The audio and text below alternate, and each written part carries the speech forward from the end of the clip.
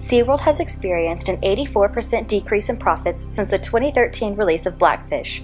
The documentary was aimed at uncovering the horrific conditions the captive orcas were forced to live with and the lies that are told by SeaWorld and their so-called trainers. I chose the topic of orca captivity at SeaWorld because ever since watching Blackfish for the first time, I have considered myself to be an advocate for the discontinuation of the breeding and captivity practices they perform. I did not just want one side of the story though. I wanted to research the history of SeaWorld and see it up close to answer some of the questions I still had.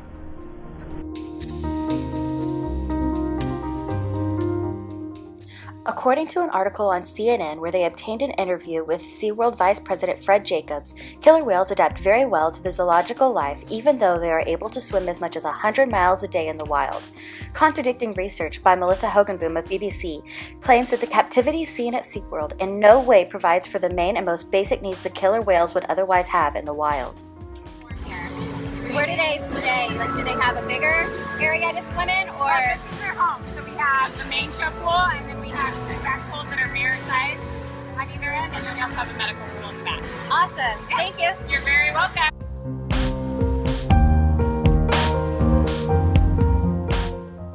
While I was at SeaWorld, I was able to clearly see teeth marks on most of the orcas in the shows. These marks are said to be from the psychological and physical trauma of captivity. According to Blackfish, the orcas fight because they are not from the same pod and cannot communicate. An article by National Geographic claims that the inbreeding has created a hybrid orca that could never survive in the wild due to the enormous health issues.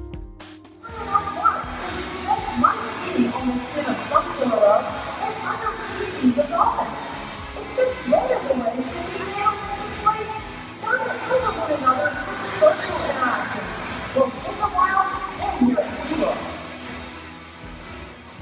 I asked a trainer about the dorsal fin being flopped over. They said it is natural for orcas. However, research by marine biologists say it happens in less than 1% of orcas in the wild and only happens when orcas spend too much time at the surface of the water. Wild, 1% of the whales have the flopped over fin. Do you think that it happens more often here because of the breeding with silica? No, it actually depends on what subpopulation you're talking about. Okay. Different subpopulations, different ecotypes across the ocean have different percentages of dorsal fins. So there is a slightly genetic link related to that. Whether or not it's related to silicone or not, that's a good question. Yeah.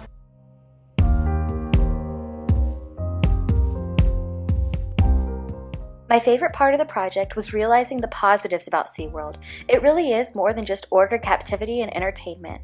SeaWorld is one of the leading rescue and rehabilitation groups today. They rescue many marine mammals with the goal of getting them back into the wild safely. According to the CNN interview with Fred Jacobs, to date SeaWorld has rescued more than 23,000 marine mammals since the program began. A website called SeaWorld Cares details the 365-day-a-year rescue missions, care, conservation efforts, and research that SeaWorld is a part of. Few other organizations have made such an impact on the conservation of marine life outside of captivity. We're dedicated to helping all sorts of wild animals in need, including this orphaned baby manatee. Oh my god, orphan baby manatee, that's my calling! Pedro, one of our animal care specialists, is a big part of SeaWorld's rescue and rehabilitation programs. Here at SeaWorld's Rescue and Rehabilitation Facility, a large part of what we do involves caring for endangered species. We're rescuing sick and injured animals like these manatees so that we can nurse them back to health, and if we can, return back to their natural environment. Our rescue crews are on call 24/7, ready to race to the rescue of marine animals, even in bad weather and dangerous conditions.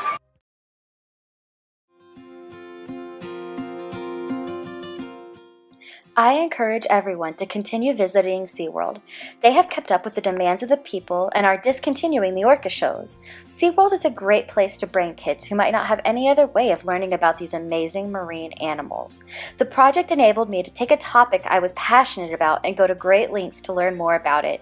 I was able to answer many questions, including some that I didn't even know I had. One thing I would like to know more about is the rescue missions and maybe even see one in action. One thing I learned for sure is that there is more than one side to every story, and each part is important.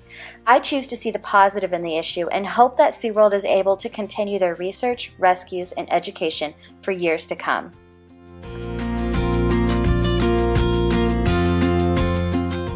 We got a little lifeguard Melissa here. And lifeguard Joanne. What are we doing today? We are exploring SeaWorld, not Shamu. We do have some tips though. Always stay hydrated. Always bring snacks. Wear sunscreen. What's something that we learned today about Shamu? SeaWorld is a tourist attraction and not a good place.